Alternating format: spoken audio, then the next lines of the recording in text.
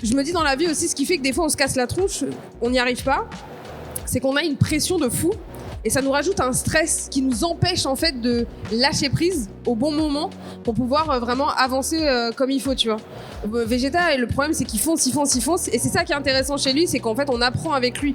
On le voit vraiment downgrade et on le voit pleurer, ce qui est improbable, tu vois, on le voit pleurer sur Namek, vraiment supplier Goku de les aider, alors que normalement c'est pas du tout un personnage qui est censé faire ça.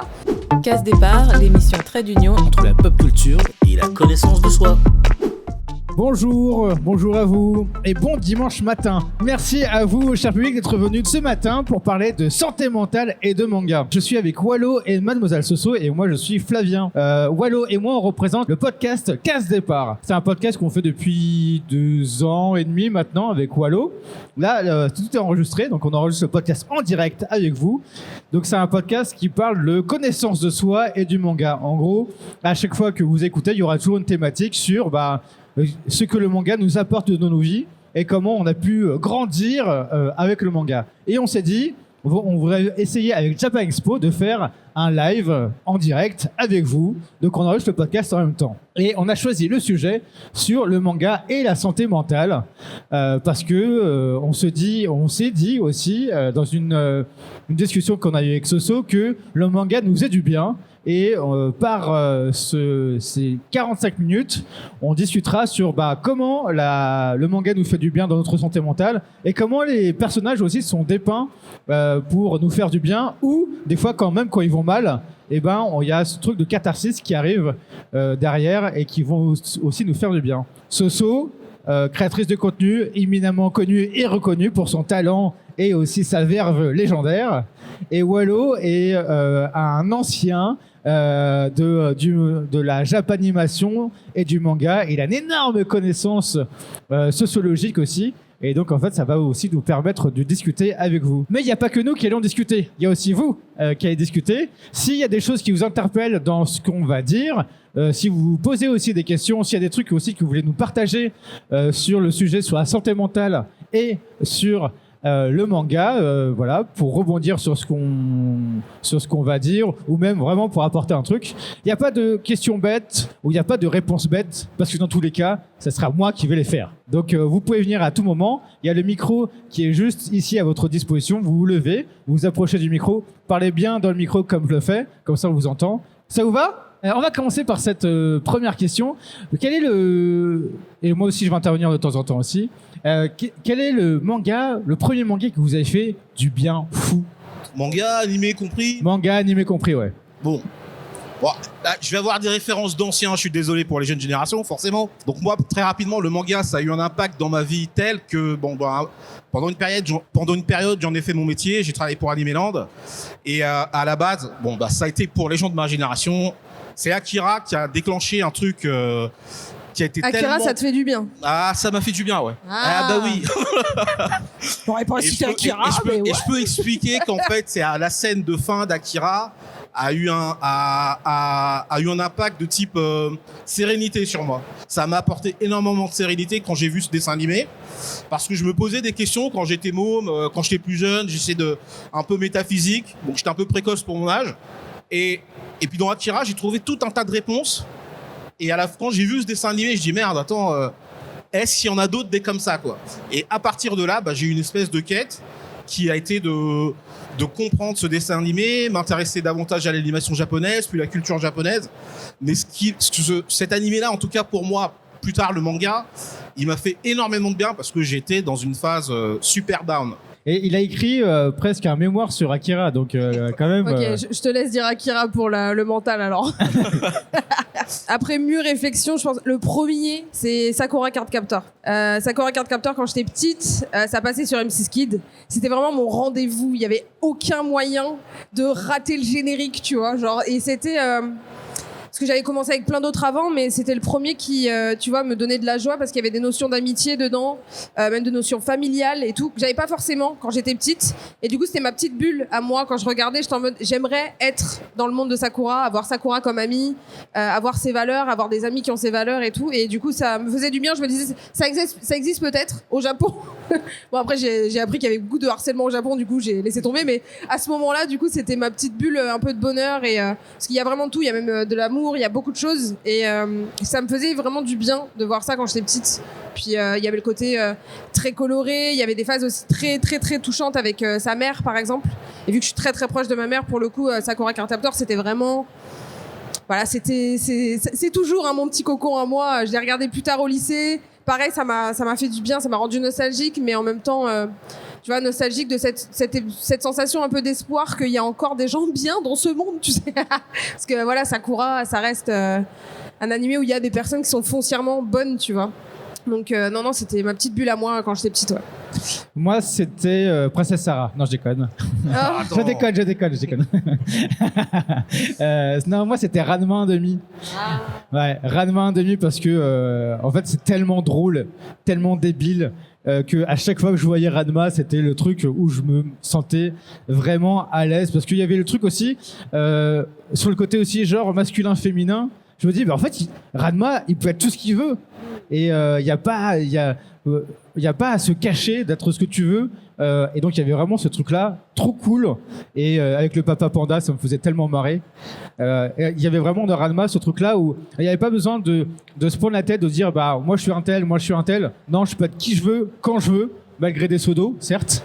Mais il y avait vraiment ce prisme-là. Et en même temps, je peux faire des conneries en étant bien dans ma peau et en me recherchant. Et quand j'ai vu Ranma la première fois, j'ai fait... Je me suis pas dit tout ça, mais c'était quand même assez inconscient pour un part de dire je peux me lâcher et faire pas mal de choses dans ma vie parce que je vois Ranma le faire et qu'il soit en garçon ou en fille, ça pose aucun problème. Et ça, je me suis dit ça assez tôt, surtout en plus par rapport à ma couleur de peau. Je me suis dit, ouais, il y a peut-être un truc à faire par rapport à ça. Ou est-ce que je dois m'adapter? Et j'avoue que Ranma, c'était le premier truc de dire, bah, ok, pour m'adapter en société, bah, je dois être qui je veux. Je peux être qui je veux, quoi. Et ça, c'est Ranma qui m'a vraiment apporté cette paix mentale, quand même. Oh, carrément, paix mentale. La paix mentale, ouais. La paix mentale avec Ranma, quoi. La paix mentale avec Ranma. Ouais, c'est bizarre, hein, mais ouais. Ouais, c'est cool. Wallo, est-ce que tu peux nous dire un peu ce que c'est la santé mentale? Tu vas faire Monsieur Définition aujourd'hui. Ah, bah santé mentale. Bon, moi, faut savoir du coup que un peu grâce ou à cause de l'animation japonaise, j'avais des questionnements tels parce que j'allais pas bien dans ma vie à une époque. Je suis devenu thérapeute. Et en devenant thérapeute, donc même psychothérapeute, ce qui se passait, c'est que dans mon évolution, je remarquais que dans les moments où j'étais pas bien, j'avais parfois des exemples d'animés qui me venaient, et notamment de personnages, desquels je m'inspirais, entre autres, pour trouver des solutions. Donc santé mentale, pour moi, c'est tout ce qui concerne vraiment les aspects psychologiques, les moments où vous n'êtes pas bien, vous dans votre humeur, ou pour des choses que vous ne connaissez pas, que vous n'êtes pas au clair. Bah, vous allez peut-être voir un médecin puis il vous dit ouais bah non je peux pas t'aider à ce niveau-là, j'ai que des médocs. Et c'est plutôt la santé mentale, c'est vraiment ce qui concerne toute votre psychisme, votre psychologie, vos humeurs. Est-ce que c'est clair ou est-ce que je vous ai un peu embrouillé? Ça a l'air. Oui, je vois des hochements de tête. Je veux pas rentrer trop dans les détails non plus. Non, mais ouais. tu peux. On est là aussi pour ça, pour faire de la vulgarisation. Écoutez, je vais vous donner un exemple. Est-ce que vous connaissez le Dr Stone? Voilà. Récemment, je regarde Dr Stone parce que bon, j'étais un peu curieux comme ça, et il y a un moment dans l'animé où ils doivent combattre leurs ennemis devant une grotte. Et Dr Stone, il sort une phrase, il dit tiens, il faut savoir une chose, quand en cas d'attaque surprise, l'ennemi a que 20 secondes pour être dans sa réaction de fuite. C'est que si vous attaquez quelqu'un par surprise, pendant 20 secondes, il va être un peu en mode fuite, et ensuite, il va attaquer, éventuellement. Et moi, avec les formations que j'ai suivies, je dis, tiens, c'est marrant, ça me parle, parce que là, on est en train de parler d'une situation de stress, et quand on est en stress, en général, bah, on a deux options. Soit on a envie de s'enfuir, si on se sent attaqué, soit on attaque une personne. Et dans Dr Stone, quand il donne cette référence, il parle d'un type qui s'appelle Ancher Schwab. Il dit que c'est une référence du professeur Andrew Schwab. Je dis attends, je vais quand même me renseigner. Et le professeur Andrew Schwab, il a remarqué quelque chose. Est-ce qu'il y en a beaucoup ici qui procrastinent sur des projets? C'est-à-dire qui remettent au lendemain. Voilà, on est un peu sur de la santé mentale. Oui, maman, tu m'avais dit de faire ça. Ouais. Puis tu passes sur autre chose, t'es en train de lire ton monde. Pourquoi vous faites ça?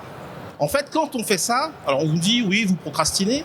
C'est parce que des fois, entre le moment où tu veux faire quelque chose, même si ça te plaît, ça peut être un vrai projet. Hein.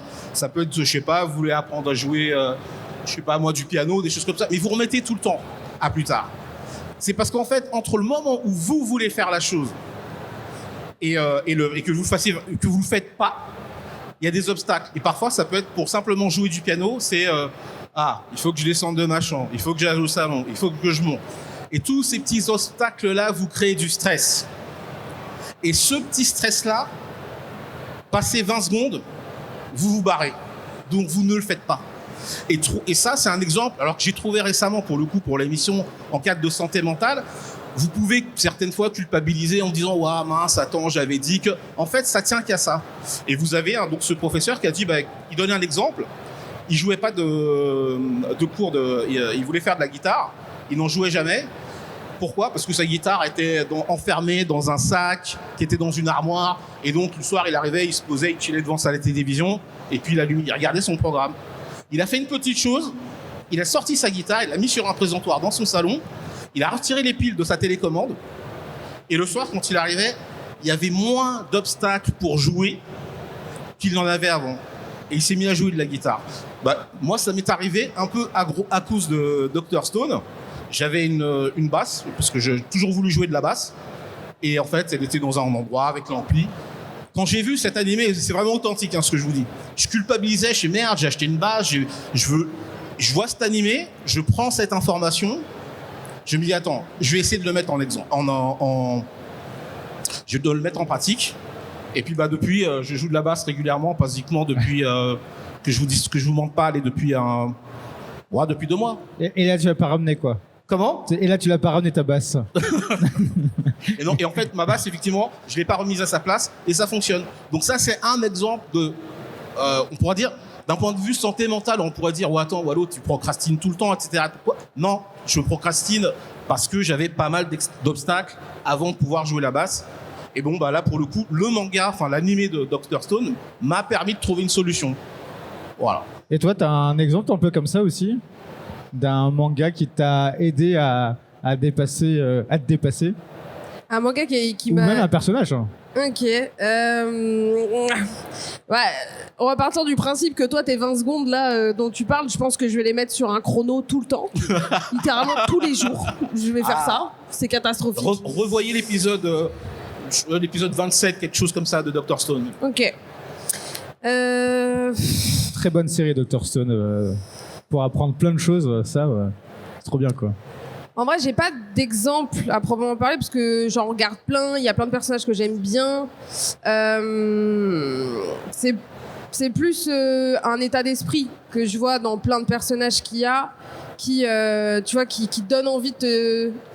C'est surtout tous ces personnages qu'on voit en mode, ils partent de rien et vraiment ils se sont donnés à fond et tu te dis ils arrivent à un level, c'est pas possible sans sortir les doigts des fesses, comme on dit, tu vois. Genre, ces fameuses 20 secondes, c'est le fait de se faire violence à faire quelque chose, tu vois. Et c'est hyper dur à faire parce que, pour le coup, moi, des fois, c'est trop con, mais on est tous des fois sur TikTok, sur Shorts, sur Reel, et vous deviez faire quelque chose. Et là, en fait, vous étiez en mode, oh, tranquille, juste 5 minutes. Ces 5 minutes, elles se transforment en 1 heure. Et vous avez perdu 1 heure de votre journée à regarder des formats comme ça. C'est cool, parce que vous regardez des fois mes vidéos, et ça, c'est top. Continuez. Mais pour le coup, genre, des fois, j'apprends rien. Des fois, il y a des contenus intéressants, bien sûr, mais des fois, je suis en mode, mais je devais pas faire ça. Je devais pas, en 1 heure, j'aurais lu 2-3 tomes. J'aurais pu avancer sur une vidéo, j'aurais pu faire ci, j'aurais pu faire ça. Et en fait, des fois, c'est le fait de me dire, les personnages, par exemple, dans Naruto, je suis fan de Naruto, la première partie de Naruto, surtout, il n'y a pas du tout de technologie. Ils ont pas, la technologie, ça nous, entre guillemets, ça nous entoure et ça nous donne envie de faire des choses autres que des fois nos propres projets. J'ai envie d'allumer la console, j'ai envie de regarder une série, j'ai envie de regarder mon téléphone. Et sachant que mon téléphone, en plus, c'est mon outil de travail, c'est très compliqué de m'en détacher. Et du coup, il me faut une force mentale pour me dire, lâche, arrête et passe à autre chose. Et du coup, je pense un peu à à ces personnages qui du coup se lèvent et vont s'entraîner alors que des fois ils se disent j'y arriverai jamais, je serai jamais le numéro 1, genre tout le monde me dépasse. Et c'est un peu ma mentalité aussi, je suis toujours en train de me comparer avec les autres. Et en fait le fait d'avoir des personnages comme Naruto, bon Itachi lui il est cheaté donc c'est pas grave, même Sakura dans Naruto, elle part de rien vraiment. Et elle se fait violence pour y arriver, tu vois. Donc c'est vraiment inspirant, tu vois, surtout en tant que femme pour le coup, tu vois. Mais justement, tu parles de se faire violence, parce que des fois, on a l'impression aussi que dans les personnages qu'on aime tous, aussi bien Naruto, Luffy, Sakura, Nami, etc., ils se font...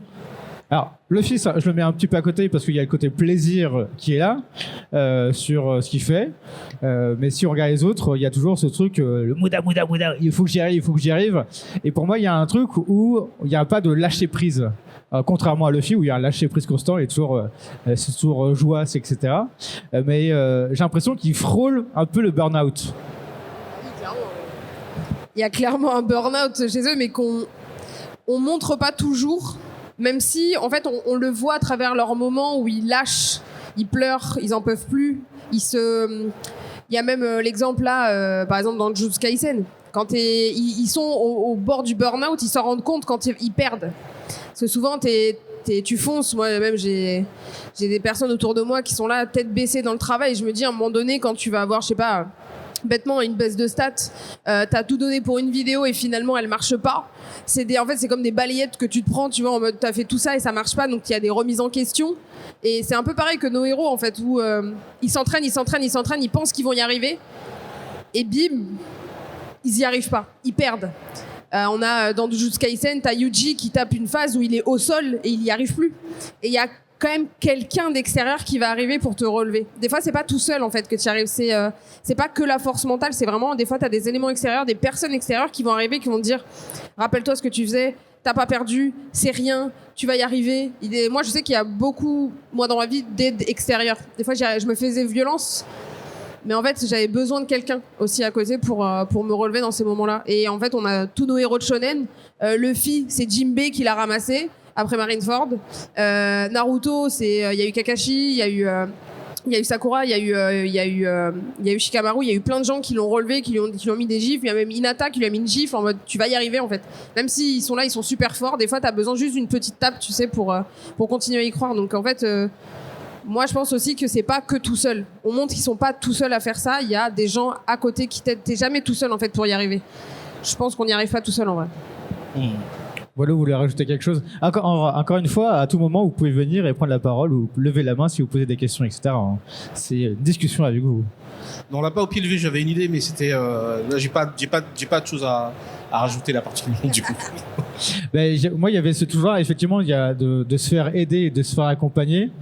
C'est toujours important parce que effectivement, comme tu as dit tout seul, on peut pas se faire tout seul. Il y a toujours plein de gens qui nous accompagnent. Mais sur le côté un peu de l'esprit, l'accompagnement de l'esprit, effectivement, on voit toujours la force physique qui est là. Mais ce qui est intéressant aussi dans le manga, c'est qu'il y a aussi la force de l'esprit. Qui permet du coup au corps de se dire bon bah on relâche, on y va, on respire, on prend un pas de côté et en prenant ce pas de côté là, et bien ça nous permet d'avancer. Je sais que par exemple moi c'est vraiment en lisant aussi Naruto que j'ai vu qu'il y avait un peu ce pas de côté. Je veux y aller, je suis un peu exclu, je veux y aller, je veux montrer que je suis le plus fort.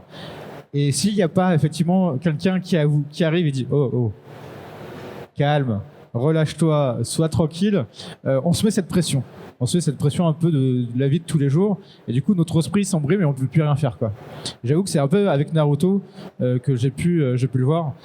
Parce que si on reprend même Goku, etc., Goku, il y va en mode jouasse. C'est cool. Il n'y a que Vegeta qui se prend vraiment la tête, quoi. Ouais, c'est pour ça que c'est le meilleur perso, Vegeta.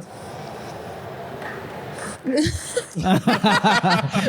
y a une applause. Grave, j'ai dit quelque chose qui avait plaisir à quelqu'un. C'est vrai que Vegeta, je le trouve plus intéressant dans le sens où en fait on le voit se casser la tronche. Il part de Prince des Saiyans avec un ego surdimensionné qui montre juste en fait qu'il a pas du tout confiance en lui, littéralement, qu'il a tout à prouver. Et en fait, il va apprendre avec quelqu'un qui en a rien à faire, littéralement, et qui le dépasse parce qu'en fait, Goku, il a ce mental de je m'en fous. je vais continuer. Alors que il a pas cette pression en fait, Goku. Lui, c'est un peu un personnage vraiment ultra utopique qui fonce parce qu'il adore ça et il a pas de pression genre en mode oh je vais le battre, oh et merde j'y arrive pas, oh vas-y je vais essayer et tout. Vraiment, je me dis dans la vie aussi ce qui fait que des fois on se casse la tronche, on n'y arrive pas, c'est qu'on a une pression de fou. Et ça nous rajoute un stress qui nous empêche en fait de lâcher prise au bon moment pour pouvoir vraiment avancer comme il faut, tu vois. Vegeta, et le problème c'est qu'il fonce. Et c'est ça qui est intéressant chez lui, c'est qu'en fait on apprend avec lui. On le voit vraiment downgrade et être... on le voit pleurer, ce qui est improbable, tu vois, on le voit pleurer sur Namek, vraiment supplier Goku de les aider, alors que normalement c'est pas du tout un personnage qui est censé faire ça. Il y a vraiment cette espèce de lâcher prise aussi au niveau de sa fierté. Qui souvent la fierté, l'ego, ça nous pourrit la vie littéralement. Il y a plein de gens, je les connais. Ne serait-ce que la fierté, l'ego t'empêche par exemple d'aller voir un psy, t'empêche d'aller voir tes potes et dire ça va pas, j'ai fait de la merde, ou dans ta vie de tous les jours, dans ton couple, ton ego t'empêche de dire j'avoue j'avais tort. Et en fait ton ego t'empêche d'avancer parce que c'est que en acceptant le fait que t'aies fait des erreurs, que t'aies eu tort, que t'avais pas raison à ce moment-là, qui fait qu'en fait ok je note dans mon cahier des à ne pas refaire. Et du coup, je vais pouvoir avancer en disant je referai pas les mêmes erreurs, tu vois. Donc c'est ce genre de personnage qui m'intéresse parce qu'en fait, t'apprends avec lui, genre. Et je trouve ça plus intéressant à voir et je trouve ça plus instructif, tu vois. Oui, du coup, par rapport à ce qu'on disait aussi tout à l'heure, au niveau de l'accompagnement, c'est ce que tu disais, parce que j'ai un mauvais retour sonore, donc des fois j'ai du mal un peu à comprendre ce que vous dites. Moi, j'avais un autre exemple à vous donner, justement, toujours dans le cadre de la santé mentale. Est-ce que vous avez tous vu Pluto, l'animé ? Mais non. Mais non. Pluto, c'est sur Netflix. Aujourd'hui, vous partez avec un titre en tête, c'est Pluto. Vous devez voir cet animé. Si vous n'avez pas lu le manga, à la limite, bon, je veux bien. Mais si vous êtes des vrais fans, Non, j'entends rien. Vous êtes des vrais fans ? Ok. C'est celui qui a fait Monster. Si vous êtes des vrais fans, vous devez voir Pluto. C'est important. Moi, j'ai fait une erreur il y a longtemps quand on m'a proposé le manga parce que j'étais pas trop chaud. Du coup, tu l'as vu plus tard ? Ah oui, je l'ai vu plus tard. Voilà, c'était juste pour la placer. Elle est un peu facile. Ouais. Merci. Et en fait, applaudissez-le s'il vous plaît, cette blague était très très bien. Cet animé... Moi, personnellement, j'ai été surpris. Cet animé, quand je l'ai vu récemment, au premier épisode, j'ai craqué. J'ai craqué parce que, en fait, il fonctionne exactement comme un processus de thérapie. Pour vous donner un peu le contexte pour ceux qui n'ont pas vu, et je veux essayer de ne pas vous spoiler, donc ça va être un peu compliqué. Vous avez un personnage qui s'appelle Paul Duncan, qui est musicien et qui a refusé enfin, c'est un peu enfermé dans son monde de musique, et il est accompagné par un robot. Et ce robot-là, eh ben, il tente de créer un lien avec ce Paul Duncan et il a du mal. Je vous donne pas tous les détails, mais juste pour que vous ayez la trame de l'histoire. Il essaie de créer un lien, un peu une sorte de lien d'affection, mais Paul Duncan le rejette. Et je pense que ça va parler à certains d'entre vous. Il le rejette pourquoi ? Parce qu'il est hanté par une sorte de souvenir dont on ne sait pas trop ce que c'est. Et pendant toute l'interaction qu'ils ont, le robot va essayer de comprendre pourquoi Paul Duncan n'aime pas les robots, pourquoi il est toujours aigri. Et en fait, il va réussir à trouver l'élément de son passé qui l'a rendu aigri, complètement un peu détestable, le gars qui vit tout seul dans son manoir. Et ben en fait, c'est l'exemple que je donne maintenant, moi, quand j'ai des gens, parfois en thérapie, s'ils connaissent un peu les animés, je leur dis, voyez, on va travailler ensemble et on va utiliser l'histoire de Paul Duncan. Parce que dans Pluto, donc l'animé Pluto, le robot touche à un souvenir. Et en fait, souvent, ce qui peut se passer pour certains d'entre vous, ce que je ne vous souhaite pas, mais si vous avez des difficultés dans certains endroits de votre vie où vous n'arrivez pas à avancer, où on ne sait pas pourquoi, on n'arrive pas à mettre des mots, dans quasiment 100% des cas, il y a quelque chose dans votre passé qui vous retient. Et ça, je trouve que c'est un bon exemple pour essayer de comprendre un peu quand on parle de santé mentale, là pour le coup avec les animés. Dans Pluto, c'est très bien montré dans le premier épisode. En fait, tout au long de la série, il y a 8 épisodes. Et ça, c'est très bien montré, ce côté, comment on aide une personne à avancer ou à se tirer, pour le coup, d'un trauma. Et là, je vous invite vraiment à voir au moins cet épisode pour ça, parce que ça vaut le coup. Et puis même toute la série. Pluto, c'est chez Kana, donc c'est écrit par Naoki Urasawa, celui qui a fait Monster, Billy Bat, etc. Donc c'est chez Kana, donc c'est vraiment quelque chose à lire. Et il y a 7, 8 tomes. 8 tomes et 8 épisodes d'1 heure. Ouais, c'est ça. Donc c'est vraiment quelque chose à lire, et même aussi sur la conception des personnages, c'est vraiment quelque chose qui est très intéressant. Il y a Astro. Oui, Astro. Ça reprend Astro, le petit robot de Tezuka, dedans, mais en version modernisée. Et l'animé est magnifique. Vraiment, juste en termes d'animation, c'est incroyable. Et en termes d'histoire, et c'est 8 épisodes. C'est tranquille. En parlant aussi de santé mentale, par exemple, je regardais Oshinoko. Oshinoko, c'est aussi c'est aussi chez Kurokawa en manga.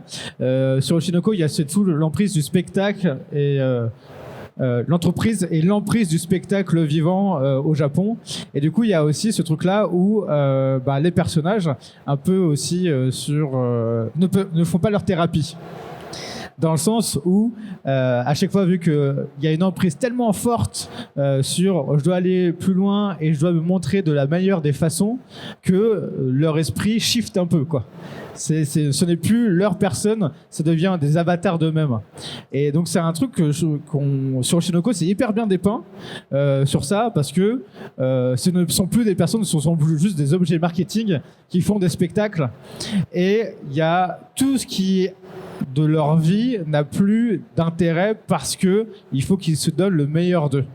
Et j'avoue que quand j'ai lu Oshinoko, je connais un peu l'industrie du spectacle japonais. Il y a vraiment ce truc-là qui m'a choqué, genre on n'existe plus.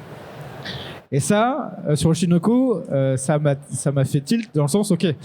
C'est vrai qu'il y a ce type de personnes qui peuvent exister. Donc moi, si je me reflète un petit peu sur ça, j'ai pas envie de ressembler à ça. J'ai pas envie de me dire, ok, pour être connu, pour avoir la fame, il faut que je me donne à 200%. Mais en même temps, je me perds et je perds mon âme dedans. Et j'ai pas envie d'être ça. Et j'avoue que sur Oshinoko, plus je lis les trucs, plus c'est hyper intéressant et c'est hyper deep. Plus je me dis, waouh, ok. Il faut que je reste en retrait par rapport à ça. Je sais pas comment toi tu le vis aussi par rapport justement à la célébrité qui arrive. Quelle est la part d'avatar que tu as et l'esprit que tu peux avoir, et tu as cette place ou pas, quoi.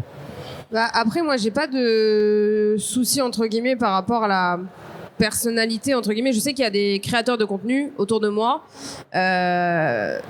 Quand on les voit en vidéo et quand on les voit en vrai, des fois, c'est vraiment pas du tout les mêmes personnes. Le truc, c'est que les réseaux, le fait de se filmer, on choisit ce qu'on veut montrer et ça peut aussi nous protéger. Il y a des gens, des fois, qui sont extrêmement introvertis, qui sont extrêmement timides. On filme ça dans notre bureau, dans notre chambre. Donc, en fait, on est protégé, on est avec nous-mêmes, on sait, on va cutter, on sait ce qu'on va vous montrer. Et du coup, moi, ça m'est déjà arrivé d'en rencontrer et j'étais en mode, waouh! T'es pas du tout comme ça, en fait, en vrai. T'as l'air ouf en vidéo et en fait, en vrai, ils sont... vraiment, mais pas du tout pareil. Donc il peut y avoir entre guillemets une déception. On peut cacher aussi certains aspects de sa personnalité.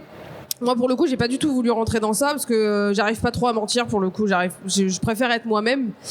Moi, c'est plus l'aspect, le fait d'être exposé, c'est aussi le fait que, pour beaucoup, on me le dit souvent, t'as voulu être exposé, assume. C'est-à-dire que je dois être parfaite.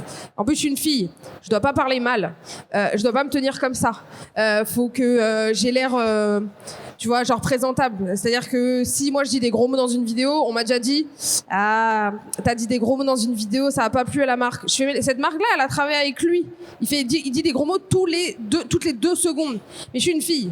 Donc moi, il y a vraiment en plus le fait que je sois une fille derrière. Genre, je m'assume, j'ai des tatouages, je fais ce que je veux avec mes cheveux.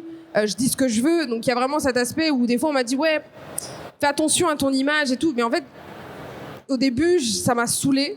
J'ai essayé pas de me lisser mais d'être un peu plus tranquille et je me suis dit j'attends de monter un peu, je reprends les gros mots parce que du coup ils s'en foutront après parce que quand t'es au plus bas il faut courber un peu le dos pour pouvoir plaire à tout le monde parce qu'il y a un côté des fois un peu vieillot aussi chez certaines marques, avec des personnes qui pensent que les filles qui ont des tatouages et qui parlent mal, c'est qu'elles sont mal élevées, que c'est des garçons manqués et nani nana. Mais pour le coup, moi, c'est plus dans Oshinoko, c'était l'aspect où il y a, dans la première saison, il y a la télé-réalité. Et il y a une fille qui se fait harceler sur les réseaux et je sais pas si vous savez, c'est une histoire vraie. C'est tiré d'une histoire vraie au Japon de Terrace House. C'est une émission de télé-réalité japonaise que je suivais en plus et cette saison-là, je la regardais. Il y avait une fille qui s'appelait Hana Kimura qui était catcheuse. Elle avait 20 ans, très jeune. Hein. Elle était vraiment, je la trouvais très choupie, assez timide, elle était à fond dans son sport. Et il y a eu juste un épisode où un des mecs dans la villa où elles vivent ensemble tout le temps, donc au bout d'un moment, nous on a les anges, ils se foutent sur la gueule toute la journée, ils savent pas compter. Eux, c'est juste, voilà, il y a des moments où t'es obligé, tu peux péter les plombs. Il y en a, il a pris un de ses costumes de scène qui coûte très cher, il l'a mis avec, il était dans la machine à laver, sauf qu'il a mis ses affaires avec, il a fait tourner et il a détruit son costume. Donc qu'est-ce elle fait quoi? Elle lui dit, elle est énervée et à un moment elle lui fait juste ça comme ça et elle lui enlève sa casquette. Genre en mode arrête de me parler et elle se barre. Ça, c'est montré à la télé. Et ben le jour où ça s'est fait, elle a reçu des milliers et des milliers de messages pour lui dire va te suicider, tu te prends pour qui, pourquoi t'as été comme ça. Et ça a été ça tous les jours. Elle a pris une vague un peu comme dans Oshinoko. Et c'est pour ça qu'il y a cette scène dans Oshinoko genre où elle griffe sans faire exprès la fille. Et la fille en face, en plus, le pire, c'est qu'entre les deux, ils se sont expliqués, ça s'est calmé. Mais les gens sur les réseaux n'ont pas décidé, ils ont décidé que ce serait pas comme ça. Ça a réveillé quelque chose chez eux, surtout que c'était une fille qui faisait du catch. Ça les met dans un inconfort. Elle se prend pour qui celle-là, elle reste pas à sa place. Et un jour, moi, je vais sur Instagram et je suivais cette fille parce que c'était ma préférée, je l'aimais trop. Et elle a posté juste une photo en disant je suis désolée, prenez soin de vous. Et c'était le jour où elle s'est suicidée. C'était la dernière photo qu'elle a postée. Et c'est pour ça qu'elle a fait ça dans Oshinoko. Ça a marqué le Japon et ça a mis fin à la télé-réalité. Et en fait, c'est vraiment le pouvoir qu'ont les gens sur votre santé mentale, sur votre psycho, sur le fait qu'en fait, elle avait rien fait. Vous prenez une masse de commentaires de gens, vous pouvez pas les voir, vous pouvez pas leur parler, vous pouvez pas vous défendre. Et sachant qu'en plus, moi, pour le coup, des fois, on me dit ouais, mais comment tu fais pour vivre ça, tu vois. Et le truc, c'est que j'ai essayé de mettre une carapace en mode ça glisse sur moi parce qu'en fait, je sais que ces gens-là, ils veulent pas que je les raisonne. Ils veulent juste trouver quelqu'un à détester parce que ça les met dans un inconfort sur leur propre vie. Et c'est moi qui vais prendre. Parce que les gens ne veulent pas se remettre en question. C'est mieux de remettre en question la vie de l'autre pour justifier le fait que la tienne soit pas bien. Et en fait, ça m'a vraiment, vraiment fait super mal cet épisode-là. Ce moment-là dans le manga, il m'a fait très, très mal parce que ça m'a fait repenser à cette fille-là. Et j'étais hyper triste à ce moment-là.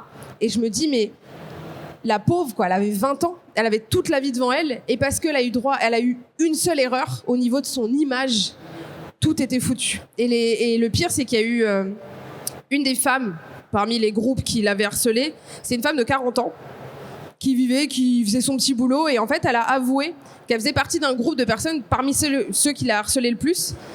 En fait, vu que sa vie l'ennuyait, elle aimait bien le soir retrouver des gens qui, comme elle, détestaient Hana. Et ils parlaient entre eux sur des réseaux en mode ouais, t'as vu ce qu'elle a fait, ouais, dis-lui ça, nanana. Et en fait, elle s'est rendue compte qu'elle a participé au fait qu'elle soit morte. Et je me dis, c'est hyper triste. C'est-à-dire que même la santé mentale de cette femme-là de 40 ans, je me dis, mais elle est éclatée au sol. Vraiment, c'est pour faire en sorte qu'une jeune fille qui pourrait être ta fille se suicide parce que ta vie est trop triste. C'est ça que met en abîme en fait Oshinoko et qui est hyper intéressant d'analyser parce qu'en fait tous vos mots, tous vos gestes vont faire du mal. Ça peut faire du mal à votre voisin comme ça peut faire du mal à quelqu'un qui est à l'autre bout de la planète parce que vous avez décidé de mettre un commentaire. Et c'est parce que votre santé mentale à vous, elle va pas bien en fait de base. Voilà, tu veux dire quelque chose? Oh non, j'avais juste un petit exemple qui m'était revenu en tête, qui est dans un autre registre quand même. Vous connaissez Spy et Family, bien évidemment. Et bon, moi comme je suis un ancien, il y a beaucoup de choses que je découvre en retard parce que je me fais chambrer, tu parles toujours de tes trucs de vieux.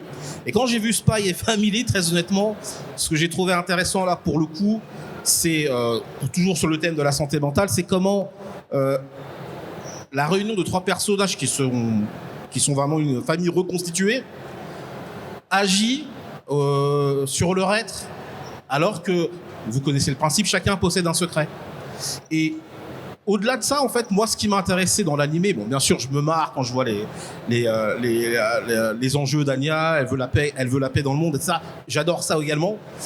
J'adore les histoires de Light, mais quand je prends un peu de recul comme ça, parce que bon, bah, j'ai un petit peu de bouteille, ce que je trouve très intéressant dans cet animé, ce qu'il montre et que pour ma génération, on voyait beaucoup moins dans les animés, parce qu'en général, c'est l'histoire d'un garçon pour le shonen. Tu vois jamais le père, tu sais pas où il est. Dans la plupart des années, chercher du lait encore le père. Pas où est le père. Il est soit en vacances, et je trouve que c'est toujours la même structure. Et là, dans Spy et Family, ce que j'ai trouvé de nouveau et intéressant, c'est que moi, en tant que spectateur, je pouvais me projeter dans un personnage qui a une famille reconstituée, mais dont les interactions vraiment entre chaque individu, comment dirais-je, les font grandir. Même Light, même si bon, on voit surtout Anya, mais leur apporte quelque chose qui rééquilibre tout ce qu'ils ont un petit peu traumatisant pour chacun. Et je regarde cet animé de ce point de vue-là. Voilà. Donc je sais que si j'ai des gens en consultation prochainement et qu'il y a un petit souci au niveau famille, structure familiale, je leur dirais, tiens, regarde Spy Family. Donc c'est aussi en cela que moi, dans mon boulot, j'aime beaucoup utiliser des images ou des références aux animés parce que je trouve que c'est extrêmement parlant et c'est tellement nourrissant. En tout cas, moi, ça me nourrit encore aujourd'hui. J'apprends encore énormément, même si je regarde pas forcément tout ce que vous regardez, mais voilà, j'apprends encore en fait, et ça me nourrit. Et après, peut-être ceux qui voudront discuter, j'ai des petites anecdotes perso à vous raconter, mais je veux pas te monopoliser sur la scène. En fait, ce qui est drôle aussi pour Spy Family, c'est que Lloyd fait le travail de psychiatre. Et donc, comme on dit, les sommeliers sont les mal chaussés, mais c'est pas du tout ça. Les cordonniers sont les mal chaussés. Il fait ce rôle de psychiatre. Il a toujours son apparence à garder et il comprend rien du tout à Anya. Et c'est aussi quelqu'un qui est un peu déphasé de la vie par son boulot d'espion. Et c'est quelqu'un qui est toujours en apparence, qui doit toujours être sûr de lui, qui fait ce boulot de psychiatre, mais qui ne bite rien du tout à Anya parce que c'est une enfant. Et c'est normal, une enfant en plus avec des pouvoirs qui a des super-héros comme parents. Donc c'est génial. Et lui, c'est intéressant de voir cette facette qui se décompose. Et des fois, on voit ses craquages devant Anya et devant Yor.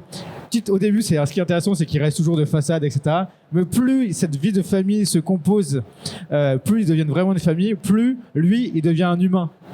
Et plus il montre ses vrais sentiments. Et nous, en fait, c'est encore plus hilarant à lire et à regarder parce qu'il y a vraiment toutes ces facettes-là qui arrivent, toutes les expressions délirantes qu'il peut avoir.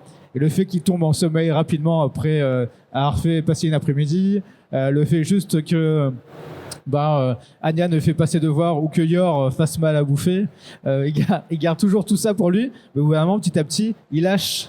Et c'est ça qui est intéressant, même aussi si je reprends aussi sur Oshinoko, il y a même Sho à chaque fois qui les aide justement à garder les pieds sur terre, à redevenir un peu les humains qui sont, pour ne plus rester dans l'apparence. Parce que sinon sur la santé mentale, sur notre santé à nous, si on lâche pas de temps en temps, il y a un peu tout qui pète, quoi. Et je pense que sur Spy Family et aussi bien sur Oshinoko, il y a ce reflet-là qui peut arriver. Après, ce qui est intéressant avec Spy Family, pour le coup, c'est d'un point de vue comment ce manga et cet animé marche bien, alors qu'en fait, tu te disais à la base, ça va être, il va y avoir de la baston, il va y avoir les enquêtes, ça va être, ça va être énervé, et en fait, ça marche très bien, alors que en fait, c'est presque que du slice of life avec des moments de vie. Et je crois que c'est parce que ça dénote aussi le fait que les gens ont besoin aussi de voir des choses qui leur font du bien. Tu vois, un peu comme une safe place, tu vois, Spy Family, vraiment, tu regardes, ça fait du bien, t'as l'impression, tu sais qu'il y a un enjeu derrière et t'es prêt à le voir arriver, mais t'es quand même content de voir des moments cool, en fait, plutôt que de tout le temps regarder des moments de baston. Après, je suis une grosse fan de Berserk, voilà, mais tu vois, ça fait du bien aussi de faire une pause sur ce genre d'animé qui te rajoute un petit peu de baume au cœur, tu vois, avec des personnages comme Anya, qui, quand je suis allée au Japon, Anya, vraiment, elle est partout, c'est vraiment la mascotte de tout le monde, et c'est des personnages un petit peu, tu sais, un peu coton, un peu tampon, tu sais, qui font du bien parce que elles te rajoutent un peu de baume au cœur, et je pense qu'en vrai, aujourd'hui, on en a besoin aussi, ce genre d'animé, tu vois. Totalement. On arrive bientôt à la fin, ça passe vite. Est-ce que vous avez des questions ou pas du tout? Oui, il y a une question, viens. Bonjour, je voulais rebondir sur quelque chose qu'a dit Wallo et Soso aussi par rapport au fait que tu as trouvé quelque chose dans Spy Family que tu ne trouvais pas avant. Moi, ma culture à moi, c'est plutôt les comics, vu l'âge. Et par exemple, je préfère Marvel à DC parce que dans Marvel, il y a des personnages qui ont des fêlures, il y a des alcooliques, il y a des ados qui se trouvent. Pour revenir au manga ou aux animés, est-ce qu'il y a quelque chose de particulier, de différent, de spécifique au manga par rapport à ce qu'on peut trouver dans d'autres cultures, d'autres personnages qui seraient liés, je sais pas, culture américaine, japonaise ou à l'époque Ok, ce qui fait qu'on préfère aller plus vers le manga ou les animés que des comics, des films ou des trucs comme ça. Oui, par rapport à justement à ce personnage ou à ce que disait Wallo sur le fait qu'il y a des choses qu'il trouvait maintenant dans certains animés, vous voyez pas avant. Je vais répondre le plus rapidement possible et je vais représenter pour l'Afrique subsaharienne. En fait, moi, quand j'ai vu le manga, par rapport à... Moi, je suis originaire du Congo, et par rapport à l'éducation que j'ai reçue, il n'y a que dans les animés que j'ai vu des thèmes abordés qui étaient culturellement présents dans l'enseignement que j'ai reçu de mes parents. Ça, on va dire, c'est l'aspect culturel. Donc la projection, pour moi, dans les personnages, elle a été quasiment facile et immédiate parce que les thèmes fondamentaux, notamment concernant la spiritualité, me parlaient. Parce qu'on va beaucoup la retrouver dans les histoires avec des personnages avec des pouvoirs. Pour faire simple, moi, la première fois que j'ai vu un Kamehameha, quand j'étais gosse, ça crée une révolution qui a... Enfin, c'était fini, quoi. J'étais addict à DB parce que ça touchait à des choses que je connaissais d'une autre forme concernant l'Afrique. Vous faites des Kamehameha là-bas Non, mais on fait d'autres trucs, tu vois, on projette d'autres trucs et ça fonctionne. Ah ouais. Et c'est un petit peu un cliché, mais bon, c'est vraiment pour faire simple. Et après, je dirais plutôt sur le... Pourquoi les animés, en fait, c'est surtout parce que les mangaka, quand ils écrivent une histoire, ce qui est primordial, c'est quelles sont les émotions du personnage et on accède à leur psychisme, on accède à leurs interrogations. Et c'est quasi automatique pour la plupart d'entre nous. Généralement, quand on lit un manga, on se connecte très rapidement. Moi, j'ai trouvé ça beaucoup plus que dans le comics. Après, ça dépend, parce que étant plus jeune, j'étais moins connecté aux comics et je l'ai reçu d'abord par les animés. Plus tard, j'en ai lu et j'ai eu un petit peu ça. Mais dans le manga, pour moi, ça marche beaucoup plus parce qu'ils ont une finesse sur la capacité à mettre des mots plutôt à mettre en scène dans leur graphisme et dans leur narration ces aspects-là. C'est beaucoup plus fort. Et je trouve, pour moi, pour une personne lambda, le comics, c'est d'autres codes. Ça ne veut pas dire que ça n'existe pas. Mais dans le manga, c'est quasi automatique, et je vais peut-être aller loin, j'ai presque envie de dire universel. Parce qu'à l'époque où Japan Expo n'était pas comme ça, quand ça commençait à exploser, moi je l'ai vu, et j'ai dit non, il y a quelque chose de trop profond là-dedans pour que ça soit qu'un effet de mode. Et je pense que le temps m'a donné raison. Donc moi je crois que c'est cet aspect-là qui est spécifique chez les Japonais. Après, il y a une recette qu'ils connaissent, qu'ils utilisent très bien et qui fonctionne. Mais pour moi, c'est vraiment ce côté sur ce que ressentent les personnages. Ils arrivent vraiment à vous le partager et vous le prenez quasiment d'entrée de jeu, quoi. Ça prend un chapitre, vous accrochez un personnage et c'est parti. Mais je pense du coup qu'on va finir dessus. Oui. Ouais, ça passe très vite. Merci Wallo, merci Soso, et merci à vous public d'avoir participé.